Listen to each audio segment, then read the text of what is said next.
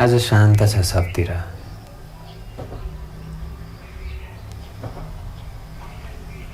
यस्तो अनुभव छ कि मध्यरातको जुन शान्त हुन्थ्यो त्यही शान्त अहिले अनुभव भइरहेको छ।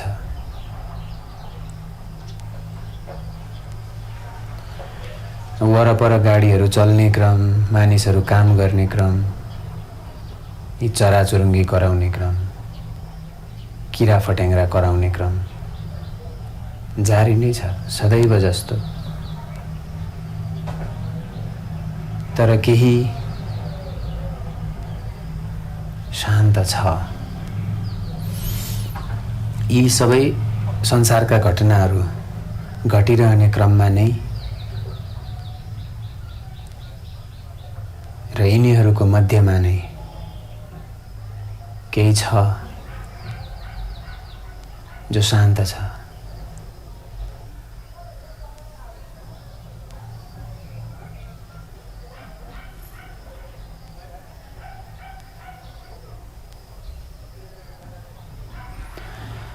र वरपरको यी आवाजहरूलाई आँखाले दृश्य निहालेसँगै यी कानले यी आवाजहरू निहाल्दै जाने हो, छोडिदिँदै जाने हो।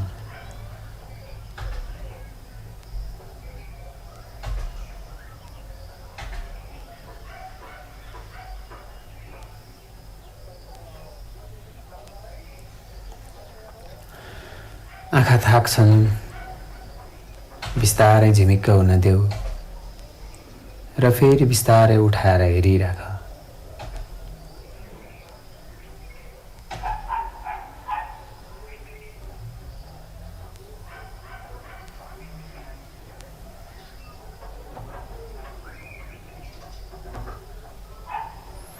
मनमा विचारहरू आउँदै जान्छन् र मनले यी विचारहरू केलाउँदै पनि जान्छ। कुनमा प्रवेश गरौँ, कुन विचारलाई लामो कथा बनाएर तन्काउँ, यो मन सोची नै रहन्छ। यसलाई पनि हेरिदिइराख।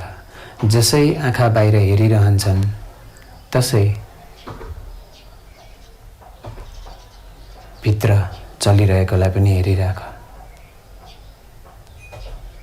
र यी आँखाहरू बाहिर अडिक भए एक ठाउँमा मात्रै, एक बिन्दुमा मात्रै निहालेर हेरिरहन सके, भित्र चल्ने, भित्र देखिने, भित्रपट्टि चलिरहेको कुरा देखिने आँखाको अनुभव हुन्छ। यही नै तेस्रो आँखा हो।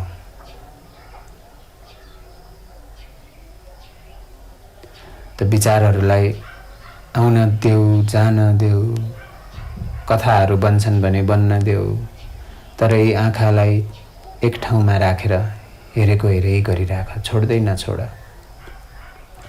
जसै यी बाहिरका आँखा रोकिन्न थाल्छन्, शान्त हुन थाल्छन्, बिस्तारै शान्त हुन थाल्छन्। सुरुमा पोल्ने हुन्, गाह्रो भए जस्तो हुने हो, त शान्त हुन थाल्छन्। जसै यी आँखाहरू शान्त हुन थाल्छन् तसै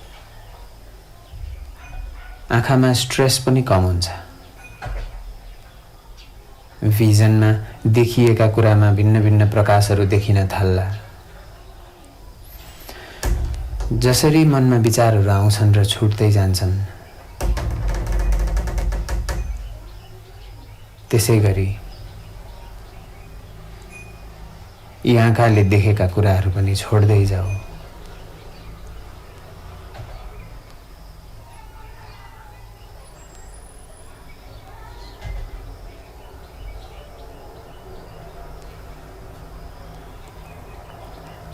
र बेला बेलामा आँखाले झिमिक्क गर्न खोज्छ, कहिलेकाहीँ अटोमेटिकल्ली पनि ड्रप हुन खोज्छ। त हुन्छ भने त्यो पनि हुन देऊ, किनकि शरीरको मेकानिजम नै आँखालाई जोगाउनको लागि झिमिक्क गरिरहनेछ। जसै आँखामा आँसुहरू आउन थाल्छन् र भिज्न थाल्छन्, आफै आँखा शान्त हुँदै जान्छन्।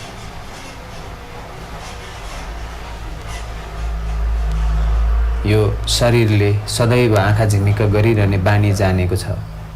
त त उसले दोहोऱ्याउन खोज्छ।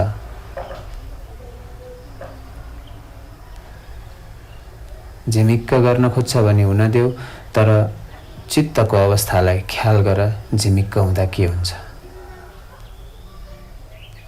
आँखा झिमिक हुनुभन्दा अगाडि के देखिराखिएको थियो, कस्तो विचार थियो, र आँखा झिमिक भइसके पछाडि के देखिन्छ, कस्तो विचार छ।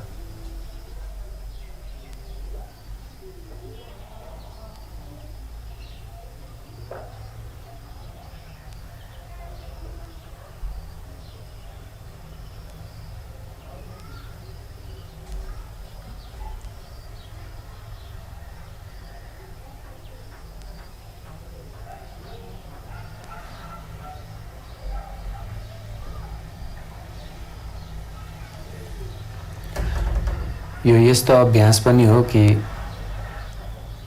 जसै एउटा रुख जङ्गलमा ढल्यो र ऊ ढलिरह्यो,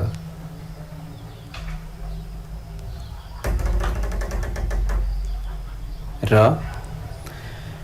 ढलिसकेपछि पनि उसले प्रोभाइड गर्ने काम गरिरह्यो। अब ढल्नु अघि उसले लिने र दिने काम गर्थ्यो, सिम्बायोसिसमा चल्थ्यो। अब ऊ ढलिसकेपछि दिइरहेको छ। आफूसँग भएको ऊर्जा, आफूसँग भएको प्राण अरूको लागि, उसको वरपर जति पनि जीवहरू छन् ती सबैका लागि ऊ दिइरहन्छ र आफ्नो अस्तित्व पूर्ण रूपले विलीन नभएसम्म दिइरहन्छ। अस्तित्वले प्रत्येक पल हामी सबैलाई दिइरहेको छ। नियालेर हेर के दिइरहेको छ। तिमीसँग भएको छोड्दै छोड्दै जाऊ। जति तिमी छोड्न सफल हुन्छौ त्यति अस्तित्वले तिमीलाई दिएको, दिइरहेको, भरिदिइरहेको देख्न सम्भव हुन्छ।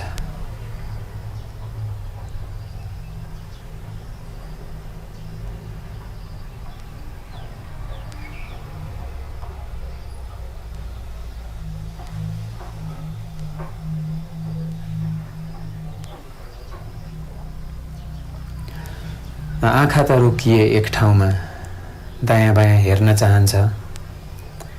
आँखालाई एउटा पोइन्टमा फोकस गरेर नै वरपरका अरू चिजहरूमा ख्याल गर्न सकिन्छ। आँखा एक ठाउँमा हुँदा त्यसरी पेरिफेरल भिजनबाट अरू चिजलाई निहाल्न प्रयास गर। यदि गरी निहाल्नु नै छ भने र यदि गरी छैन भने शरीरलाई छोडिदिएर वरपरका आवाजहरूलाई हेर्न थाल। जसै आँखाले पेरिफेरल भिजनबाट वरपरको चिजलाई हेर्न सकिन्छ, कानले पनि, र वास्तवमा कानको त मेन फङ्सनिङ प्याटर्न नै पेरिफेरल अडिटोरी सिग्नल हो। वरपरको आवाजहरू, ध्वनिहरू सबैतिरबाट निहाल्छ कानले। र फोकस केमा गर्ने भन्ने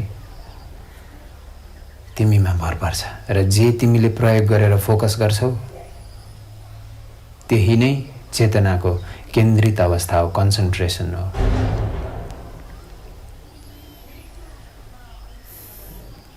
र ध्यान कन्सन्ट्रेसन नभएको अवस्था हो।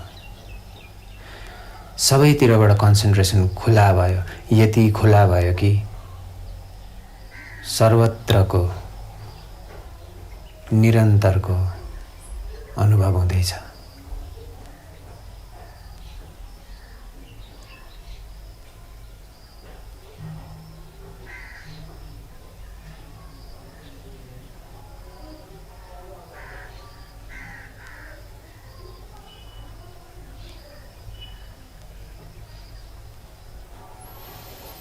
वरपरबाट जस्तो जस्तो आवाज आउँछ आउन देऊ।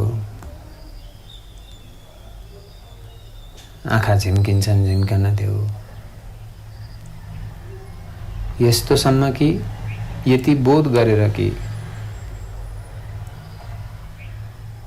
शरीर पनि आफै जसरी यो वरपरको आवाजहरू, यी आवाज चलिरहेका छन्, शरीर पनि आफै चलिरहेको छ।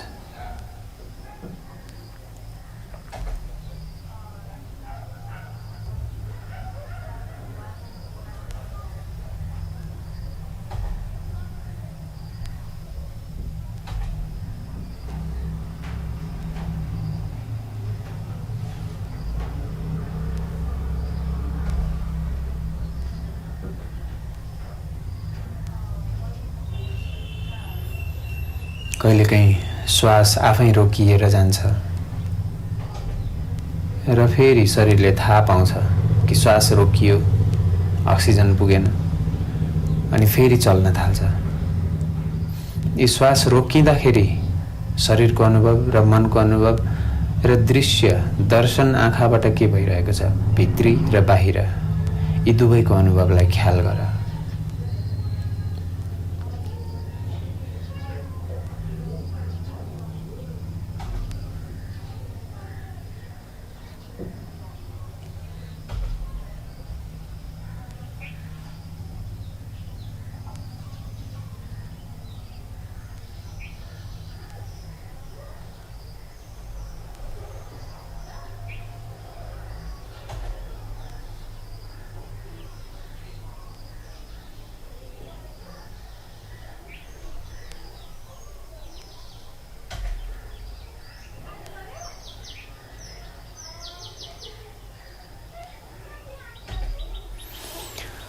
र यसरी छोडिदिँदै जाँदा शरीर यस्तो अवस्थामा प्रवेश गरोस् कि यो एक मूर्ति जस्तो देखियोस्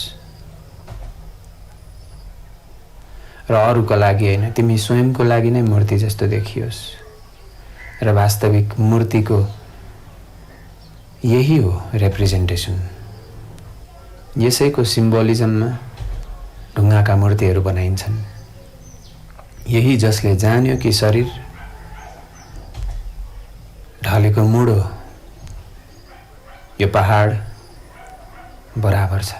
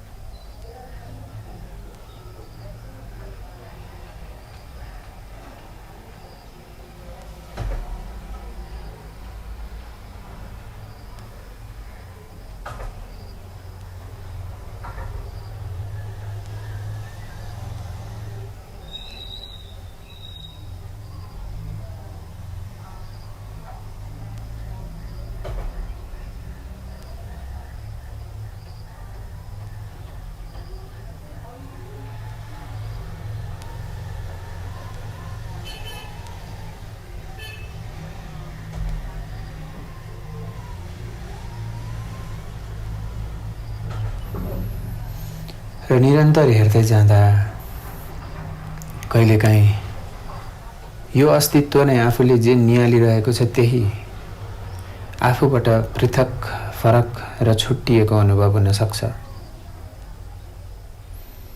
जस्ता जस्ता अनुभव हुँदै गए पनि हेर्ने क्रमलाई नछोड, किनकि अनुभव बदलिँदै जान्छन्। वरपरका दृश्य, ध्वनि सब बदलिँदै जान्छन् र नबदलिकन एक हेरिरहने जो बाँकी छ त्यही नै तिमी हो, त्यही नै द्रष्टा हो। र जे देखिन्छ, जे अनुभवमा आउँछ दर्शन हो। र जीवनमा पनि जे दर्शन हुँदै जान्छ त्यही अनुभव हो खासमा। र जस्ता जस्ता अनुभव हुँदै जान्छन्, जस्ता जस्ता चिजहरू भोगिँदै जान्छन्, ती सबै दर्शन हुन्।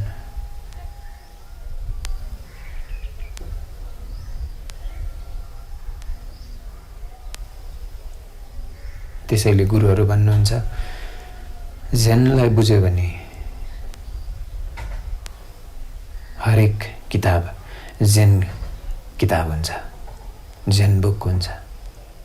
चाहे त्यो गीता होस्, बाइबल होस्, कुरान होस्, चाहे त्यो रोमियो एन्ड जुलियट होस्, चाहे त्यो मुना मदन होस्, चाहे त्यो द सिक्रेट होस्,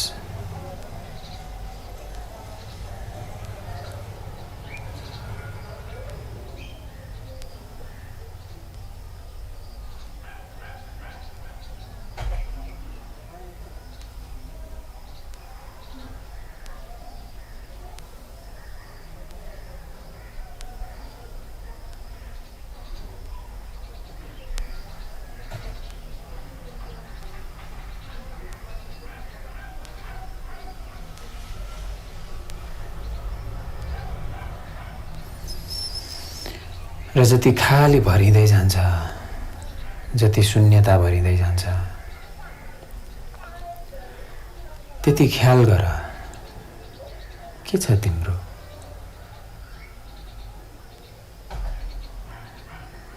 तिमीले तिम्रो आफ्नो भनेको, तिम्रो आफ्नो वास्तवमा नै के छ यो संसारमा।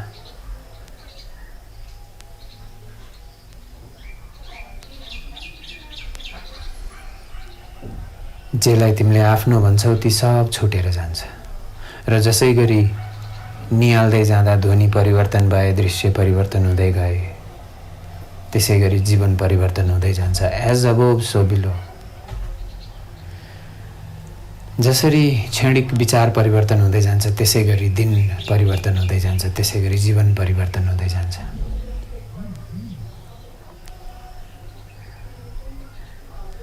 तर निरन्तर बहाव छ। तिमी त्यही बहाव हौ। त्यसबाहेक केही छैन तिमीसँग। न नै मसँग केही छ, न नै कोहीसँग केही छ। मसँग केही छ भन्ने भान हुन्छ र अरूसँग केही छ भन्ने भान हुन्छ। त्यसपछि आफूलाई अरूसँग भएको चिज चाहियो, किनकि आफूसँग भएको चिजले त आफ्नो मन भरेन। र अरूसँग भएको चिजलाई पनि खोसेर ल्याउँदा आफ्नो मन भरेन, भर्दै भरेन। र यो नभरेको मनलाई भरिरहने क्रम जारी हुन्छ। आफूलाई भरेर भएन भने आफ्नो छोराछोरीलाई भर्देर हुन्छ कि, आफ्ना नातिनी बुहारीहरूलाई भर्देर हुन्छ कि, आफ्ना बहिनी ज्वाइँलाई भर्देर हुन्छ कि, काका काकीलाई सम्धीलाई भर्देर हुन्छ कि।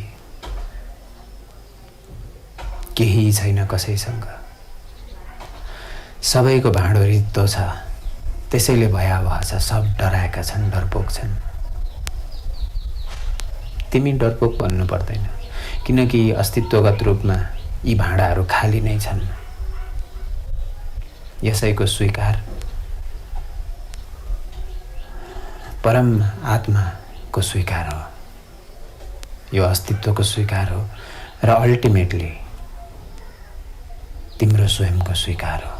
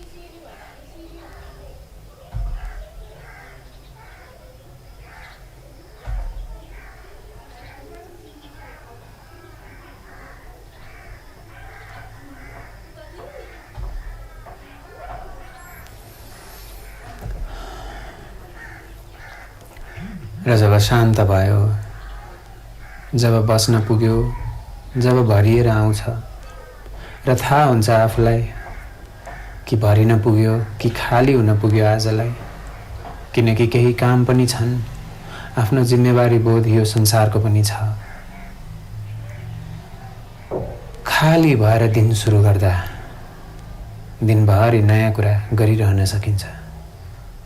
भरिएर दिन सुरु गर्दा थाकिँदै जान्छ।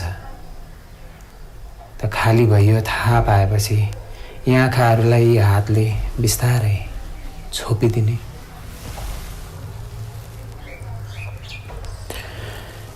र आँखा बन्दै गरेर एकैछिन निहालिरहने।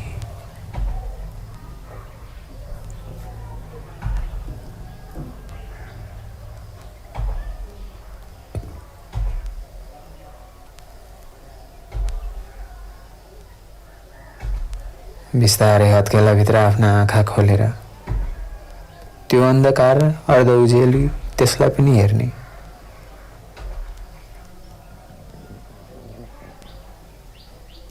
अनि बिस्तारै हातहरू खोलिदिने।